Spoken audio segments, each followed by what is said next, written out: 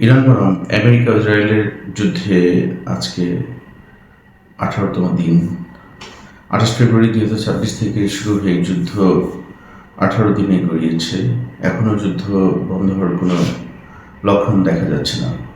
যদিও আমেরিকার পক্ষ থেকে যুদ্ধ বন্ধের তোড়জোড় করা হলেও ইরান তাতে সাড়া দিচ্ছে না। পক্ষান্তরে ইরান মুসলমান দেশগুলোকে ঐক্যবদ্ধ হওয়ার আহ্বান জানিয়েছে। একই সাথে তারা মুসলমান দেশগুলোকে, মুসলিম সংখ্যাগরিষ্ঠ যে দেশগুলো রয়েছে তাদের অবস্থান পরিষ্কার করার জন্য আহ্বান জানিয়েছে যে এই যুদ্ধে তারা কাকে সমর্থন দিবে, ইরানকে নাকি ইসরায়েল এবং আমেরিকাকে। দেখা যাক মুসলিম দেশগুলোর অবস্থান কি হয়, কিন্তু এই যুদ্ধে আমাদের অবস্থান কি হবে। অনেকেই ইরানের সাথে আমেরিকা বনাম ইসরায়েলের যে যুদ্ধ, এই যুদ্ধে শিয়া সুন্নির বিভেদের যে একটা দেয়াল, সেটা তুলে ধরেছেন। এখন সেক্ষেত্রে আমাদের অবস্থান কি হবে, আজকে আমরা সেটা নিয়ে আলোচনা করব। শিয়া সুন্নির বিভেদে আমাদের যে বিষয়গুলো জানা অত্যন্ত জরুরি, সেটা হচ্ছে আমরা সেটা জানতে হলে এই যুদ্ধের শুরুর পটভূমিটা আমাদেরকে একটু জানতে হবে, যে ইরানের সাথে আমেরিকা ও ইসরায়েলের যে শত্রুতা, সেটা কেন হলো। 1979 সালে ইসলামী রেভলিউশনের পরে ইরানে ইসলামী শাসন ব্যবস্থা কায়েম হয়। ইসলামী শাসন ব্যবস্থা কায়েমের পূর্বে ইরানের নাম ছিল শুধুমাত্র ইরান। পরবর্তীতে ইসলামী ইসলামী ইসলামী অভ্যুত্থানের পরে এটার নাম পরিবর্তিত হয়ে ইসলামিক রিপাবলিক অফ ইরান হয়। রেভলিউশনের পরবর্তীতে যে যে শাসক রুহুল্লাহ খামেনি ক্ষমতায় আসেন, তারা টু স্টেট যে সলিউশন বিভিন্ন দেশ এবং জাতিসংঘ যে প্রস্তাব করে, যে দুইটি দেশের স্বাধীনতার মাধ্যমে যে সমাধানের কথা তারা বলে, ইরান এটিকে প্রত্যাখ্যান করে। ইরান বিশ্বাস করে যে ইসরায়েল এবং প্যালেস্টাইনের যে ভূমিটা, এটি পুরোটাই প্যালেস্টাইনের জনগণের। ইসরায়েল এখানে অবৈধভাবে তাদের দখলদারিত্ব প্রতিষ্ঠা করেছে এবং সেটা দিন দিন সম্প্রসারণ করেছে এবং তারা এটাকে ধরে রেখেছে। আর ইরান ইসলামিক শাসন ব্যবস্থা প্রবর্তনের পর থেকেই তারা এটার বিরোধিতা করে এসেছে।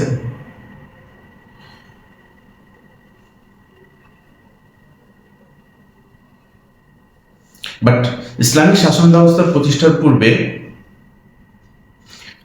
ইরান হচ্ছে দ্বিতীয় বৃহত্তম মুসলিম মেজরিটি কান্ট্রি, টার্কির পরে, যারা এই ইসরায়েলকে স্বীকৃতি প্রদান করেছিল। কিন্তু ইসলামী রিভলিউশনের পরে ইরান তাদের এখানে যে ইসরায়েলি এম্বাসি ছিল, সেটাকে তারা প্যালেস্টাইন এম্বাসিতে রূপান্তর করে এবং এর চাবি হস্তান্তর করে তৎকালীন পিএলওর চেয়ারম্যান ইয়াসির আরাফাতের কাছে। এরপর তারা প্যালেস্টাইনকে তাদের অর্থনৈতিকভাবে সহযোগিতা করা শুরু করে, অস্ত্রশস্ত্র দিয়ে সহযোগিতা শুরু করে।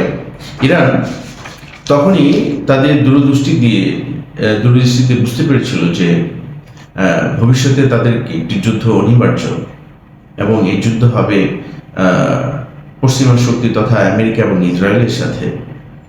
কারণ ইসরায়েল তাদের অবৈধ দখলদারিত্ব কখনই বন্ধ করবে না, এবং তারা যত চুক্তি করুক, উপরে তাদের যত নিয়ম নীতি মানবিকতার কথা বলুক না কেন, কিন্তু তাদের এই দখলদারিত্ব থেকে তারা কখনই পিছু হটবে না। ইরান এটা তখনই অনুধাবন করতে পেরেছিল এবং এই জন্যই তারা এই প্রস্তুতি 1980 সাল থেকেই তারা এটা নেওয়া শুরু করেছিল। এরপর তারা তাদের নিজস্ব অস্ত্র ও নিজস্ব প্রযুক্তি উন্নয়ন করা শুরু করে।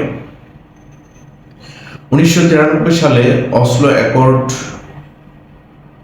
নামক চুক্তি স্বাক্ষরিত হয় ইসরায়েল এবং পিএলওর মধ্যে। পিএলও হচ্ছে প্যালেস্টাইন লিবারেশন অর্গানাইজেশন। তো পরবর্তীতে পিএলও তাদের যে অবস্থান সেখান থেকে সরে আসে। তারা তথাকথিত আধুনিক এবং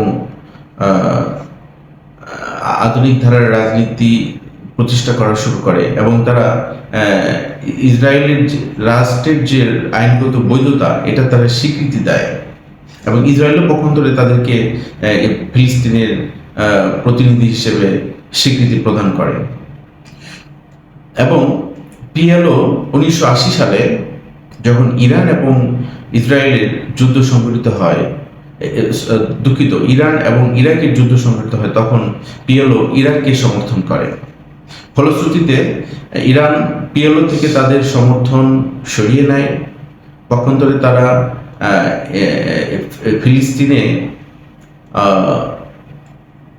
ফিলিস্তিনের ইসলামী ধারার কোনো গোষ্ঠীকে তারা বেছে নেয়।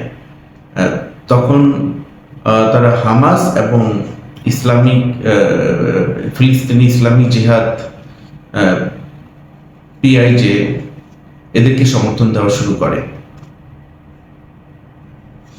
দ্বিতীয় বিশ্বযুদ্ধের পর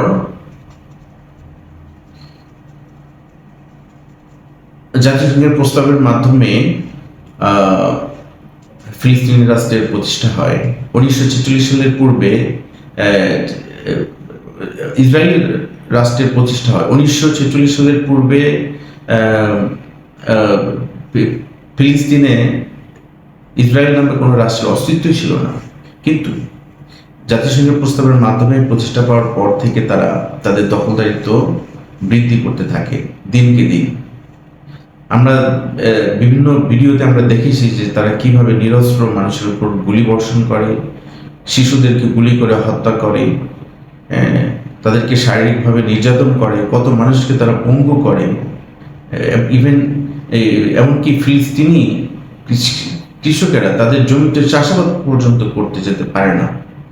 এভাবে যে তারা কত বাবাকে হত্যা করেছে, কত মাকে হত্যা করেছে। তো ফিলিস্তিনের জনগণ তাদের মধ্যে দীর্ঘদিনের ক্ষোভ পুঞ্জীবিত হয়েছে। ফলে তারা সশস্ত্র সংগ্রাম এর পথ বেছে নিয়েছে এবং ইরান তাদেরকে সমর্থন দিয়েছে। স্বাধীনতাকামী সশস্ত্র সংগঠন যেমন হামাস, পিআইজে এদেরকে সমর্থন দিয়েছে। তো এটা অবধারিত, এটা তো নিশ্চিত যে কোনো নিয়ম নীতি দিয়ে, কোনো আন্তর্জাতিক আইন দিয়ে ইসরায়েলকে আটকানো সম্ভব নয়।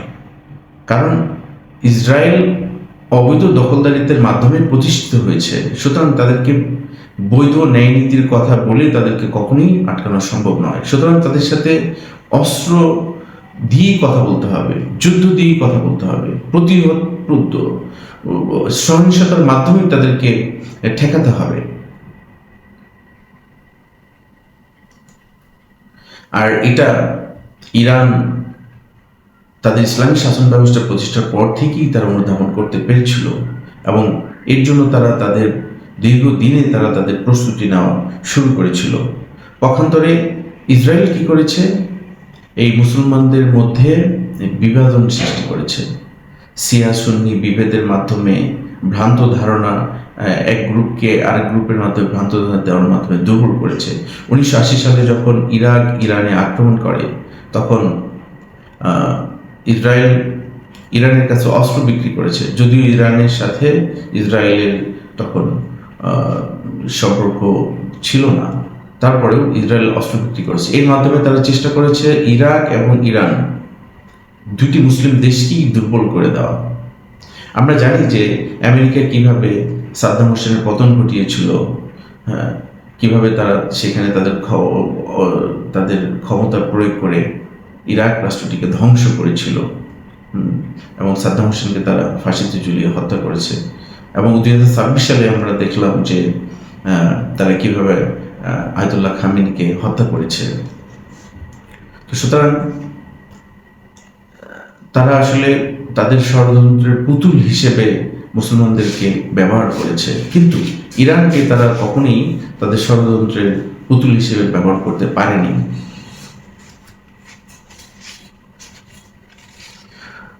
আমরা দূর থেকে যা জানি যে শিয়ারা এটা করে, শিয়াদের এই ধারণা ভ্রান্ত, তাদের ওই ধারণা ভ্রান্ত, কিন্তু আসলে বাস্তবে আমরা কতটুকু জানি? আমরা কি তাদের দেশে ভ্রমণ করেছি? আমরা কি তাদের কালচার সম্বন্ধে জেনেছি? তো দূর থেকে জানা, অন্যদের কথার উপর ভিত্তি করে তাদের সম্বন্ধে আমরা যদি শত্রুতা পোষণ করি, সেটা আমাদের অনুচিত হবে। বরং আমরা যা দেখি সেটার উপর ভিত্তি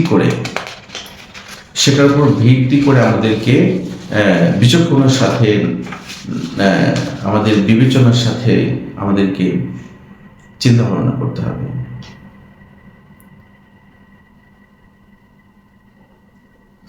আবার আরেকটি বিষয় হলো, যারা এই অভিযোগগুলো তুলছেন শিয়াদের বিরুদ্ধে, তারা অনেকেই নিজেদেরকে সুন্নি হিসেবে দাবি করেন। আমার প্রশ্ন হলো, তারা সুন্নি কেন? শুধু সুন্নি নয়, সুন্নিদের মধ্যে আবার অনেক বিভাজন আছে। সুতরাং ইসলাম তো আল্লাহর প্রেরিত ধর্ম, একটি মাত্র ধর্ম, এর প্রচারক একজন, আর এর অনুসারীরা হবে মুসলমান। এখানে তো আর কোনো পরিচয়ের আর কোনো বিভাজনের প্রয়োজন নেই। এবং এই কথাটি ইরানি সর্বজনতা আয়াতুল্লাহ খামেনি বিভিন্ন সময় তারা বলেছেন যে ইসলামে শিয়া সুন্নি বলে কেউ নেই, সমগ্র মুসলিম জাতি এক। সুতরাং যারা এটার বিভাজন বা ফাটল সৃষ্টির চেষ্টা করছেন, এখানে চিন্তার বিষয় যে তারা আসলে এটি কেন করছেন। আপাতত আমরা সেই বিষয়ে না গেলাম, আমরা যেটা দেখতে পাচ্ছি যে অন্যায়ভাবে একটি যুদ্ধ ইরানের উপর চাপিয়ে দেওয়া হয়েছে। ইরান তো আগ বাড়িয়ে ইসরায়েল এবং আমেরিকার উপর হামলা করেনি, বরং ইরানের উপর ইসরায়েল এবং আমেরিকা হামলা করেছে। কেন হামলা করেছে? তাদের অভিযোগ হলো ইরান পারমাণবিক অস্ত্র তৈরি করবে, পরবর্তীতে তারা ইসরায়েলকে নিশ্চিহ্ন করে দিবে, আমেরিকার জন্য হুমকি। আমার প্রশ্ন হলো, ইরান যে শত্রুতা ধারণ করে ইসরায়েলের সাথে, এবং আমেরিকা ইসরায়েলকে সমর্থন দেওয়ার কারণে আমেরিকার সাথে তাদের শত্রুতা তৈরি হয়েছে, সেই ইসরায়েল রাষ্ট্রটির বৈধতা কি? তাদের যে জুলুম নির্যাতন তারা ফিলিস্তিনি জনগোষ্ঠীর উপর করেছে, সেটা তো বর্ণনা অতীত। সুতরাং সেটার প্রতিবাদ করা, সেটার বিরুদ্ধে সশস্ত্র সংগ্রামের প্রস্তুতি গ্রহণ করা, সেটা তো মুসলিম জাতি হিসেবে মুসলিম জাতির দায়িত্ব। কিন্তু আমরা যে মুসলিম জাতির যারা শীর্ষস্থানীয় যে দেশগুলো, আমরা তাদের মধ্যে কি দেখতে পাচ্ছি? তারা তাদের প্রতিরক্ষা অস্ত্রশস্ত্র সেই পশ্চিমাদের উপর নির্ভরশীল। তাদের কালচার ও পশ্চিমা থেকে আমদানি করা কালচার, তারা পশ্চিমাদের সাথে ব্যবসা বাণিজ্য করে ফুলে ফেপে আরামাইশ করে দিনাতিপাত করছে, এবং এই আরামাইশ যেহেতু তাদের কাছ থেকে আরামাইশের মধ্যেই ডুবে থাকতে চায়, এই জন্য তারা পশ্চিমাদের কাছে অস্ত্রশস্ত্র নিয়ে তারা নিজেদের প্রতিরক্ষা তৈরি করেছে। তারা মনে করছে তারা তাদেরকে রক্ষা করবে, কিন্তু সেটি ভুল। পক্ষান্তরে ইরান কি করেছে? তাদের পশ্চিমাদের এই ষড়যন্ত্রের থেকে বের হয়ে, তাদের পুতুল না হয়ে, তারা নিজেদের প্রতিরক্ষা উন্নয়ন করেছে, প্রযুক্তির উন্নয়ন করেছে, এই দূরদর্শিতা সামনে রেখে যে তাদেরকে একটা অনিবার্য সংঘাতে মুখোমুখি হতে হবে, এবং তারা তাদের নিজস্ব সামর্থ্যের মধ্যে তাদের প্রতিরক্ষার উন্নয়ন করেছে। এর ফলশ্রুতিতে কি হয়েছে? তাদের উপর নানা ধরনের নিষেধাজ্ঞা আরোপ করা হয়েছে। এর কারণে তারা অর্থনৈতিকভাবে দুর্বল হয়েছে, মুদ্রাস্ফীতি বেড়ে গেছে, দারিদ্রতা বেড়ে গেছে, বেকারত্ব বেড়ে গেছে। তাদেরকে এই আরাম আয়েশ বিলাসিতা বিসর্জন দিতে হয়েছে। সুতরাং এটি স্পষ্ট যে ইরান এটা কেন করেছে। কেন? তাদের তো কোনো ব্যক্তিগত স্বার্থে না, শুধুমাত্র এটি ইসরায়েলের যে জুলুম মধ্যপ্রাচ্যে, তাদের দখলদারিত্ব, তাদের অন্যায়, গণহত্যা, এটার বিরুদ্ধে অবস্থান নেওয়ার জন্যই এই শত্রুতা তৈরি হয়েছে।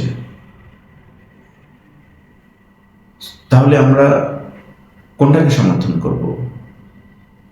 এক, যারা অন্যায়ভাবে যুদ্ধ চাপিয়ে দেয়, দুর্বলের উপর হামলা করে, তাদের ষড়যন্ত্র বাস্তবায়ন করে, অন্যায়ভাবে অন্যদের ভূমি দখল করে রাষ্ট্র কায়েম করে এবং তাদের সেই অবৈধ দখলদারিত্ব ঘুরিয়ে ফিরিয়ে এটার বৈধতা প্রদান করে।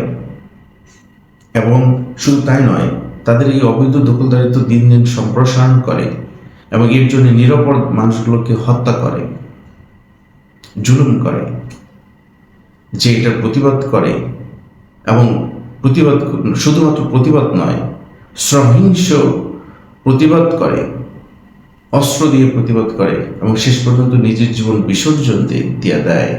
আমরা কি তাদেরকে সমর্থন করব? নাকি যারা দিনে দিনে সেই পশ্চিমাদের কাছ থেকে তথাকথিত আধুনিকতা, সুযোগ সুবিধা গ্রহণ করে, তাদের পুতুল হয়ে তাদের কথা মতো জীবনযাপন করে, তাদের সাথে ব্যবসা বাণিজ্য করে